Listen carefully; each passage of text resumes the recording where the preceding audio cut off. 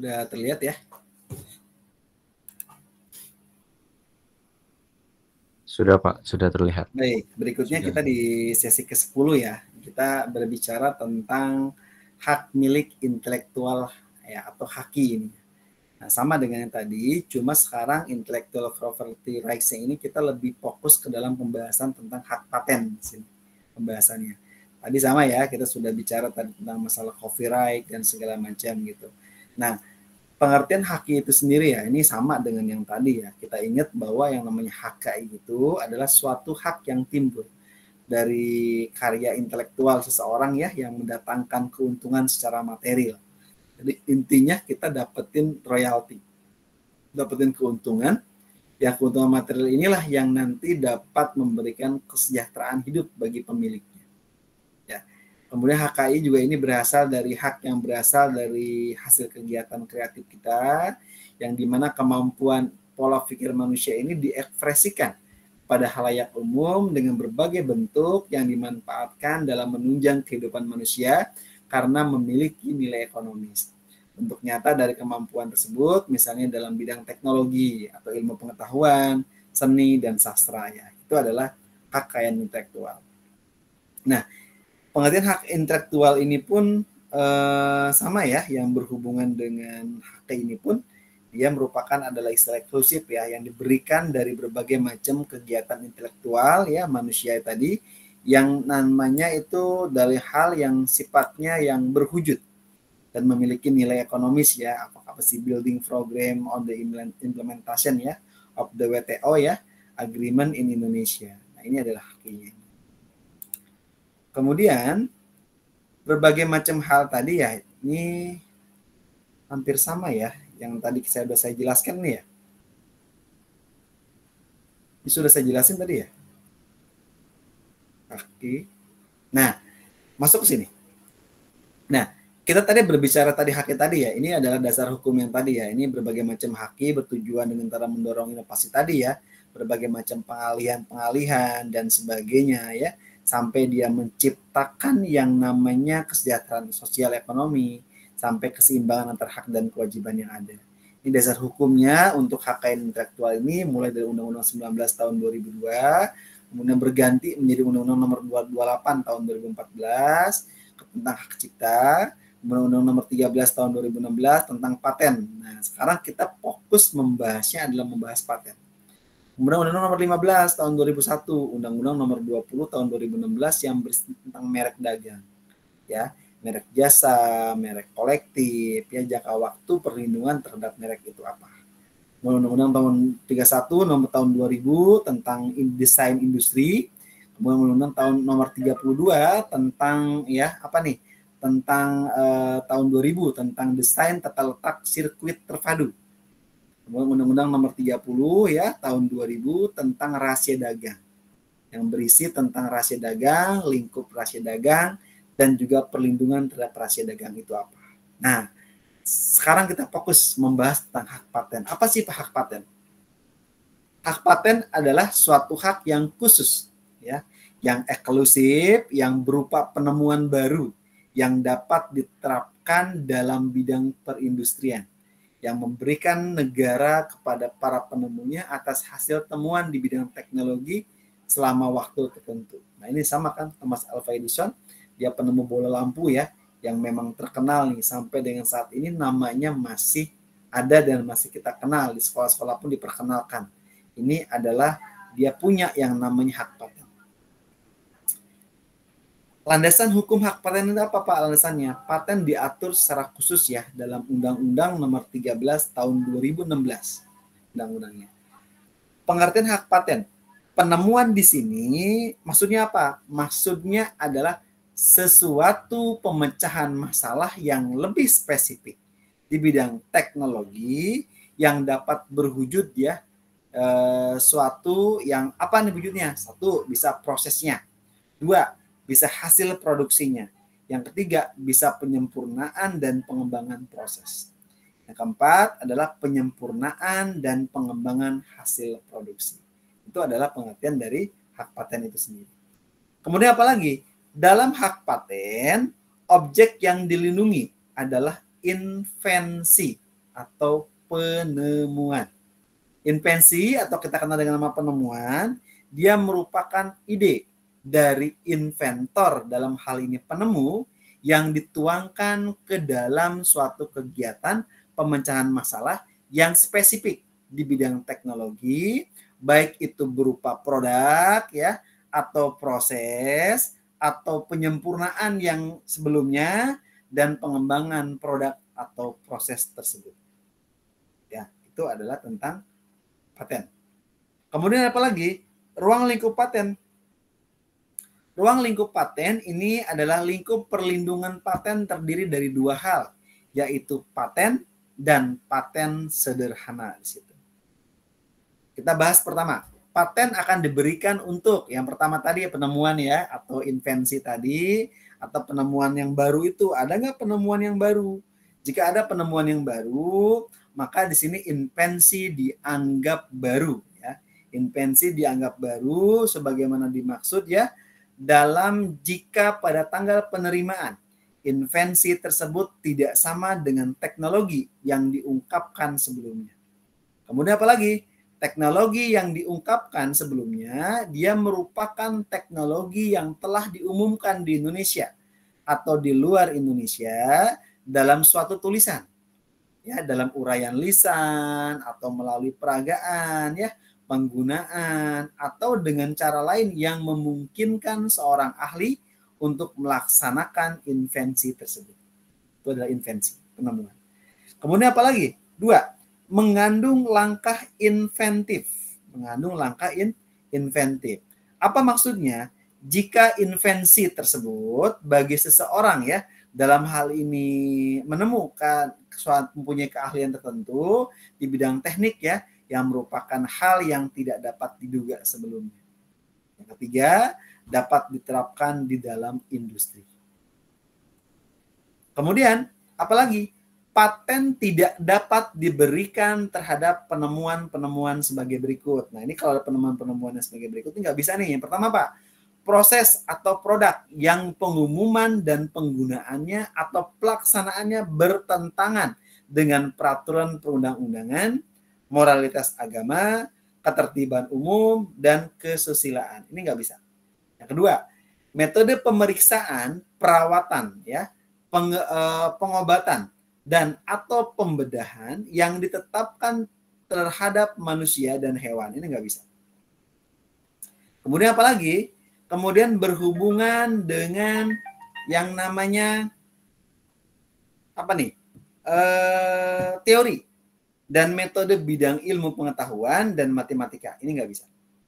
Kemudian yang keempat adalah proses biologis yang esensial untuk memproduksi tanaman atau hewan ya, kecuali proses non biologis atau proses mikrobiologis. Nah, ini nggak bisa. Ini lingkup hak paten. Kemudian apa lagi? Paten sederhana ini diberikan untuk setiap invensi baru. Pengembangan dari produk ya atau proses ya yang telah ada dan dapat diterapkan dalam industri. Ini paten sederhana. Kemudian apa lagi? Jangka waktu paten. Apa nih jangka waktu paten? 1, 20 tahun untuk paten biasa. Nih. 2, 10 tahun untuk paten sederhana. Dalam jangka waktu tersebut, ini tidak dapat diperpanjang nih, kalau patennya sederhana. Jangka waktu paten ini, dalam paten, ketika jangka waktu berakhir, maka invensi tersebut menjadi milik umum, ya, atau public domain ini ya. Sama halnya kan penemu bola lampu ketika 20 tahun dia mendapatkan royalti, kemudian ketika sudah 20 tahun sudah hak milik publik gitu. Kemudian setelah menjadi milik umum, maka pihak lain juga dapat menggunakan paten tersebut. Kemudian apa lagi? Hal ini dilakukan agar tidak ada pihak yang menguasai, yang mengontrol ya dan memonopoli suatu industri tertentu sehingga jangka waktu paten tidak selama jangka waktu hak cipta tadi. Kan hak cipta tadi lama ya 50 tahunan ya, ini cuma 10 tahun yang sederhana, kemudian yang umum itu patennya yang 20 tahun. Kemudian hak paten ini dapat beralih nih dan dialihkan kepada pihak lain dengan jalan apa? Bisa pewarisan. Yang kedua, hibah. Yang ketiga, wasiat. Yang keempat, perjanjian tertulis. Yang kelima, atau karena sebab lain. Boleh. Nah, ini dengan dihibahkan atau diberikan, diwasiatkan, atau bikin perjanjian tertulis. Nah, ini bisa dialihkan kepada orang lain. Nah, ini ya, ini contoh Korlinju ya, ilmuwan Indonesia yang salah satu pemilik hak paten vaksin AstraZeneca yang kemarin pandemi COVID ini kan. Nah, ini adalah di mana vaksin AstraZeneca ini ya, dia merupakan salah satu pemegang hak patennya. Nah, ini kan tadi 20 tahun ya hak patennya ya. Nah, ini adalah Karina Ju yang memegang hak paten di bidang manufaktur berskala besar di situ. Nah, kemudian apa lagi? Ini menurut londonkompas.com. Ada satu lagi orang di Indonesia ya, di balik terciptanya vaksin AstraZeneca ini. Apa nih vaksin AstraZeneca di situ? Nah, ini si Carolyn Jo ini, dia adalah wanita yang bernama lengkap Karina Citra Dwiju. Ini adalah peneliti di Jenner Institute ya, di University Oxford. Karina Ju ini adalah ilmuwan ya, yang bertugas memungkinkan vaksin COVID-19 ya, ini AstraZeneca, yang bisa digunakan di berbagai belahan dunia di situ. Nah, ini adalah ini. Kemudian dalam videonya apa? Dalam videonya di YouTube nih Kompas TV ya. Pada Jumat di situ ya, pada Jumat tanggal 30 tahun 2021 ya. Di situ adalah wanita yang dulu bercita-cita menjadi dokter nih atau insinyur ini menjelaskan hak paten seperti apa yang dia pegang. Kemudian paten itu juga nggak cukup satu doang ya. Ujarnya seraya menerangkan total ada lebih dari 6 pemegang hak paten virus-virus ya corona ya. Ada Oxford, AstraZeneca, karena bidang-bidangnya berbeda-beda yang digunakan. Ini dia adalah punya hak paten. Nah, ini nanti selama 20 tahun. Setelah 20 tahun gimana Pak? Kembali jadi hak milik umum. Nah, apalagi? Berikutnya tentang tak mau dijiplak nih, Cina juga daftar hak paten mobil di Indonesia. Jadi dia dalam hal FIFA ya, setiap orang berhak mendaftarkan hak paten atas karya yang mereka buat sendiri, supaya tidak ditiru orang atau dijiplak oleh orang lain. Nah, ini berlaku untuk semua ya, termasuk juga desain produk mobil. Seperti yang baru-baru ini dilakukan ya, sebuah perusahaan asal China ya, Great Wall Motor ya, yang mendaftarkan hak paten ya untuk mobil baru mereka di Indonesia. Dari penelusuran pipa otomotif ya, diberi laman resmi nih oleh Kementerian Hukum dan Hak Asasi Manusia Selasa tanggal 28 Desember tahun 2021 ya. Proses permohonan sudah diajukan pada akhir September lalu. Nah, kendaraan yang didaftarkan ini adalah dengan bentuk yang gagah ya, layaknya mobil sport ya, utility vehicle, nah itu kena SUV di situ ya, yang dengan didominasi sudut kotak di berbagai macam sisi. Bentuk tersebut ya dibuat kontras dengan tampilan lampu depan ya yang wujudnya bulat di sini. Mobil baru ini apa? Ini sangat mirip nih dengan punya produk milik anak perusahaan GWM di sini, yaitu adalah Tanks 300. Model ini juga resmi nih dipasarkan sejak tahun lalu nih. Namun baru di negeri tirai bambu saja nih yang sudah ada. Desain dari Tank 300 ini mengingatkan kita ya akan berbagai macam model yang pernah dihadirkan oleh pabrikan otomotif asal Amerika Serikat, yaitu Jeep. Meski tidak banyak yang menyukai bentuk kotak, namun tampilan secara keseluruhan menjadi lebih tangguh. Nah, ini ya, ini adalah tentang mobil Tank 300 ini. Nah, ini sama ya, tadi tentang masalah haki tadi yang bisa dilihat di link pendaftaran haki di situ. Sampai di sini, ini berhubungan dengan hak paten. Monggo, silakan jika ada sharing atau pertanyaan dipersilakan.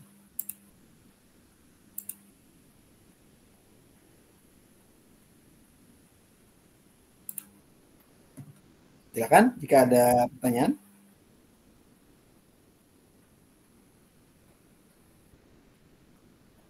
Monggo, silakan Mas Ari. Ya, baik Pak. Selamat malam. Terima kasih. Kalau ngomongin paten ini terus terang saya ingatannya sama satu Pak, yaitu obat Pak. Ya, kalau saya ke apotek itu ada 2 pilihan obat Pak. Ada obat paten, ada obat generik Pak. Dan umumnya ini obat paten ini lebih mahal Pak. Ada pula sekelompok masyarakat itu beranggapan bahwa obat paten ini juga lebih manjur Pak. Nah, saya mau nanya, apakah memang kenapa misalkan kaitannya dengan harganya lebih mahal nih Pak. Apakah memang si pemilik paten ini juga punya hak eksklusif untuk adanya aspek komersialisasi yang lebih tinggi gitu Pak? Dan penentuan harganya itu siapa yang nentuin Pak? Sampai bisa harganya jauh gitu Pak antara generik dengan paten Pak. Terima kasih Pak Oke, itu pertanyaannya. siap. Cerdas ya pertanyaannya ya, bagus ya. Jadi memang kalau di obat itu ada ya, ada obat generik, ada obat paten. Untuk paten harganya pasti lebih mahal karena dia selain itu pun dia membayar royalti. Nah, obat generik ini kan sudah umum ya, mungkin patennya kan berlaku 20 tahun. Karena mungkin obat baru ini baru ditemukan sebelum 20 tahun nih.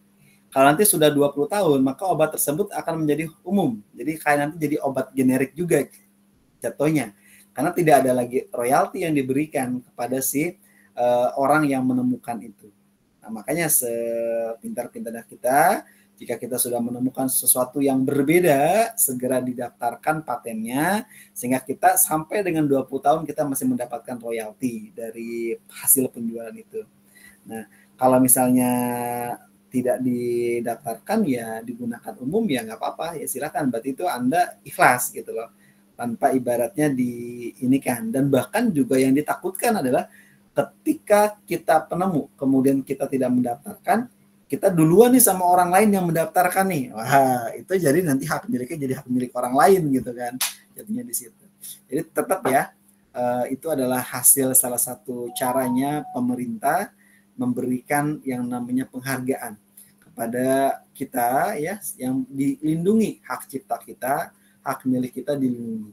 Sehingga dianggapnya jadi lebih baik lagi gitu untuk ininya kan. Seperti itu.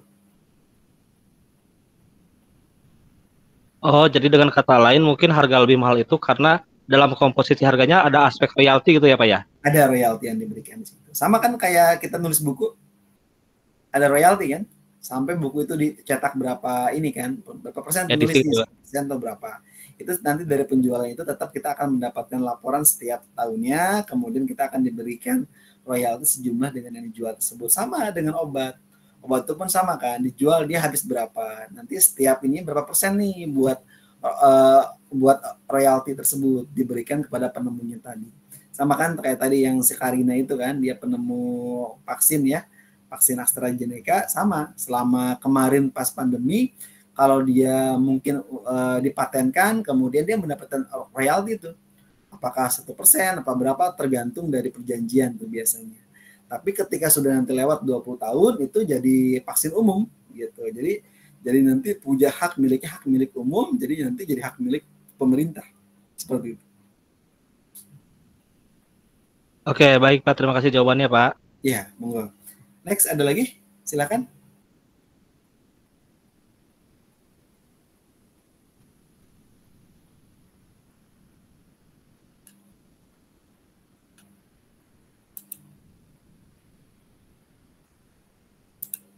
Cukup Pak kayaknya Pak.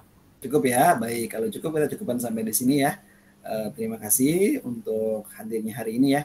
Teman-teman yang hadir hari ini, monggo silakan nanti dibikin absensi ya, bikin absensi yang di ininya, seperti biasa kayak kemarin ya. Dibikin absensinya sebelumnya, bentar ya. Saya bantu screenshot dulu deh, saya foto dulu biar nanti nggak terlalu ini.